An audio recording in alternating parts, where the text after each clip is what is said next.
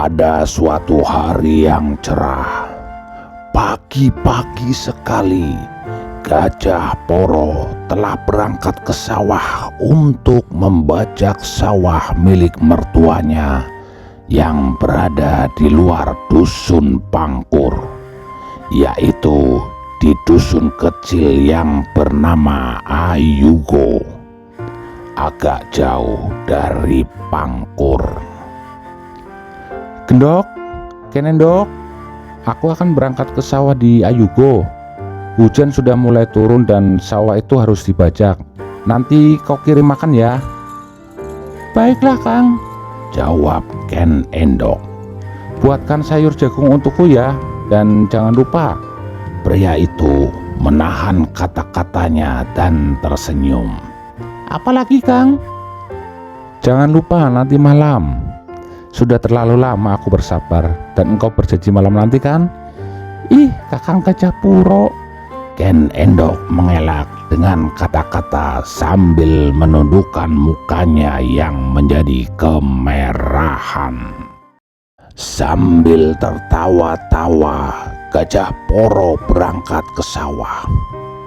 Dan diam-diam Ken Endok mengikuti bayangannya dengan pandang matanya. Ia pun merasa kasihan kepada suaminya itu.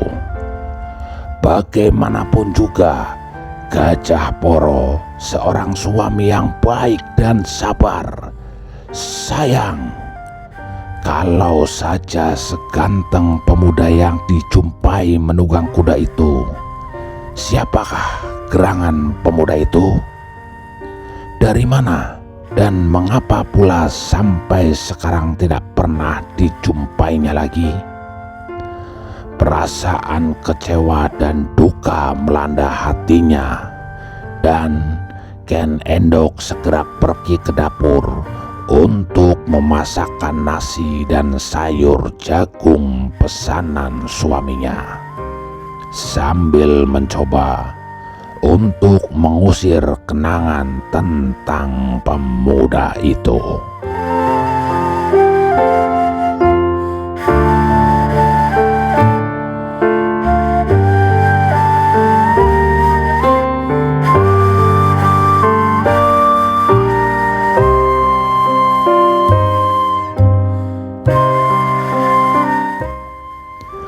Pagi itu memang cerah sekali.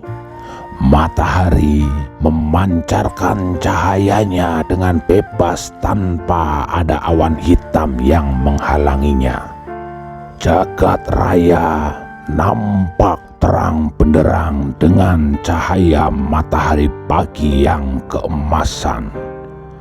Dan segala sesuatu nampak hidup dan nampak baru, baik yang bergerak maupun yang tidak, makhluk kasar maupun makhluk halus. Semuanya menyambut sang surya dengan penuh kegembiraan. Burung-burung berkicau dan berlompatan dari dahan ke dahan. Gerakannya mengguncangkan daun-daun yang menghujankan mutiara-mutiara embun. Marga satwa yang baru saja terbebas dari cengkraman malam yang gelap meninggalkan sarang masing-masing untuk mulai dengan tugas hidup setiap makhluk, yaitu mencari pengisi perut agar tidak mati kelaparan. Sinar matahari pagi yang sudah mulai naik di langit timur menerobos di antara celah-celah daun, menciptakan garis-garis putih menembus sisa-sisa kabut pagi. Keindahan alam di waktu pagi, senja, atau kapan saja memang mengharukan bagi siapa saja yang membuka mata batinnya untuk mengamati tanpa penilaian. akan nampak oleh mereka yang mengamati tanpa menilai bahwa di mana-mana terkandung kebesaran, keajaiban, dan keindahan yang tidak bisa dituturkan dengan kata-kata. Di dalam sinar yang mengusir kegelapan itu, di dalam kicau burung, di dalam embun yang bergantung pada ujung daun, kemudian berhamburan jatuh, di dalam ulat yang memakan daun-daun, di dalam daun kering yang berguguran dan berserakan di bawah pohon. Ya, di dalam semua itu terkandung hikmah suci tentang hidup dan mati, dua serangkai yang takkan pernah terpisahkan, hidup dan mati yang saling berkesinambungan, saling dorong, saling memberi pupuk.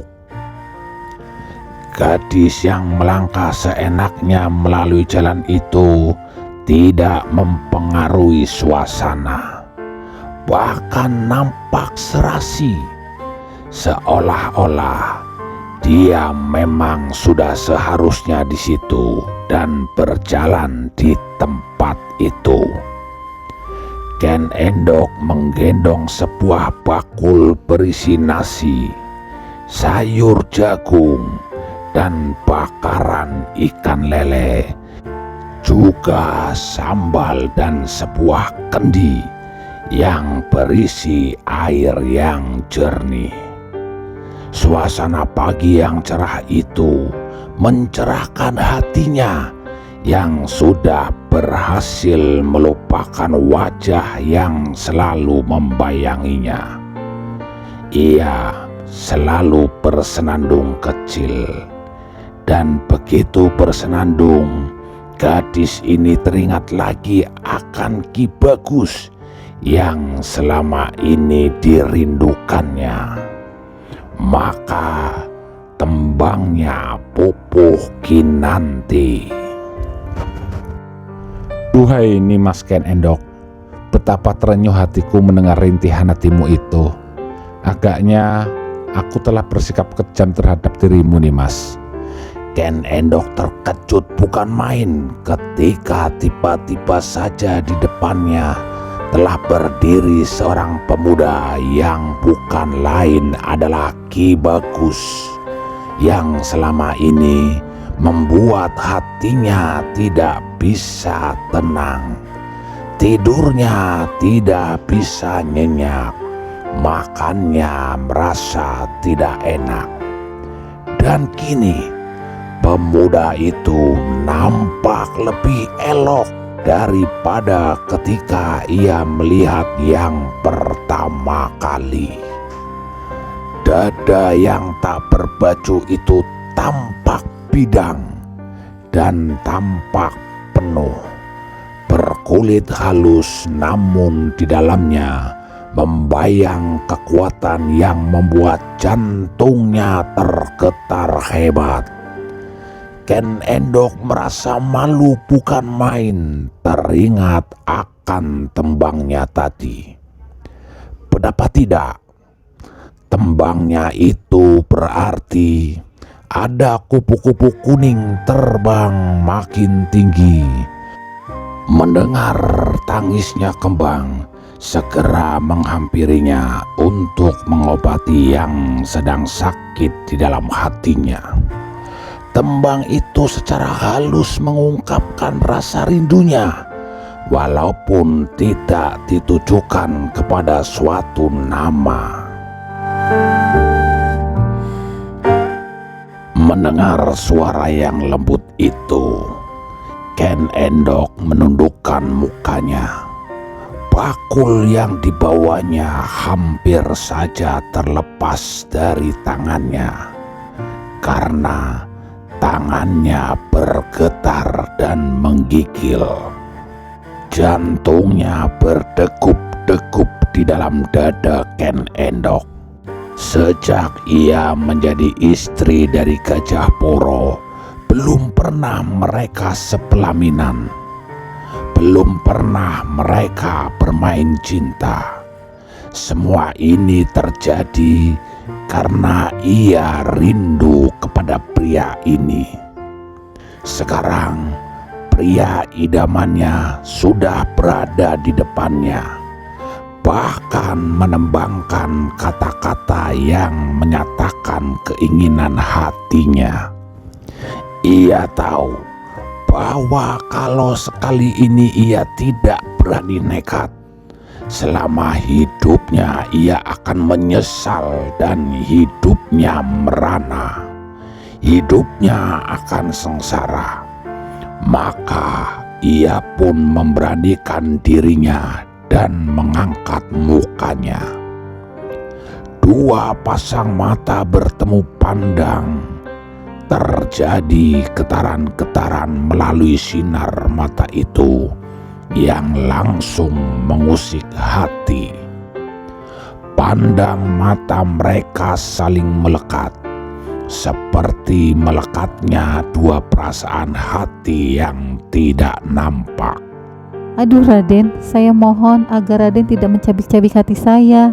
Biarpun saya telah dinikahi dengan Gajah Poro, namun demi para dewata sampai saat ini saya masih suci, masih menjadi istri orang secara sah. Duh, jagat Dewa Batara. Pria itu melangkah dekat sehingga mereka kini berhadapan dekat sekali. Dapat saling merasakan hembusan nafas yang keluar dengan tersendat-sendat. Benarkah itu Nimas? Engkau masih perawan seperti dulu? Kenapa? Kenapa setelah engkau menjadi istri Gajah Poro, engkau tidak mau melayaninya? Ken Endok sudah nekat. Rasa malu dibuang jauh-jauh. Duhai Raden, tidak tahukah Paduka ataukah hanya pura-pura tidak tahu saja? Semenjak pertemuan kita yang pertama kali itu, Raden, jiwa raga ini telah kujanjikan kepada diri sendiri untuk kuserahkan kepada Paduka, bukan kepada pria yang lain. Nimas Ken Endok. Pria itu berseru dan merangkulnya, merasa betapa sepasang lengan yang kuat merangkulnya dan menekapnya. Ken Endok hampir saja terkulai pingsan dan ia menyandarkan kepalanya pada dada yang bidang dan berbau cendana. Kau bersungguh-sungguh Nimas? Kau tidak berbohong? Saya bersumpah demi para dewata Raden, kalau saya berbohong biarlah Sang Hyang Brahma yang mengutuk saya. Gadis itu tidak dapat melanjutkan kata-katanya karena mulut yang setengah terbuka itu telah ditutup oleh sepasang bibir pria itu dalam ciuman yang membuatnya kembali terkulai dan memejamkan mata, merasa seperti hanyut dan terseret gelombang samudra amat kuat.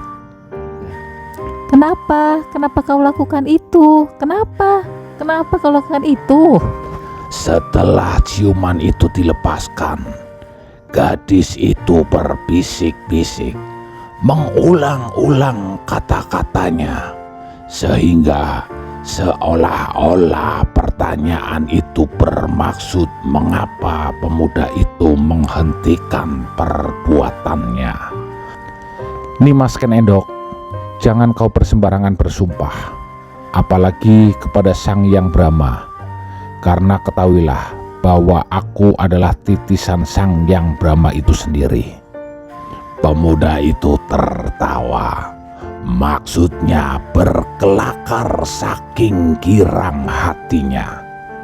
Akan tetapi kelakar ini dianggap sungguh-sungguh oleh Ken Endok. Dan karena terkejut gadis itu hampir roboh pingsan, terkulai dan menjatuhkan diri berlutut menyembah kaki pemuda itu. Sambil tertawa, pemuda itu lalu membopong tubuh Ken Endok dan dibawanya ke arah sebuah gubuk di tengah sawah yang agak jauh dari jalan itu. Pada waktu itu, orang baru saja selesai membajak dan menanam padi. Belum ada padi yang perlu dijaga dari gangguan burung. Maka sawah itu lengang dan gubuk-gubuk di situ kosong. Nimas, engkau benar-benar mau menyerahkan jiwa ragamu kepadaku? Bisik pria itu setelah dia merebahkan tubuh Ken Endok di dalam gubuk. Darah itu membuang muka saking malunya.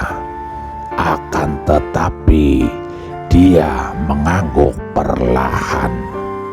Kalau engkau mau menjadi garwaku, engkau tidak boleh berdekatan dengan pria lain, termasuk suamimu. Bagaimana? Sampai mati aku tidak mau dijamah pria lain. Duka adalah junjungan hamba, Paduka adalah suami hamba, Paduka adalah Sang Hyang Brahma. Pria itu tertawa geli dan gembira.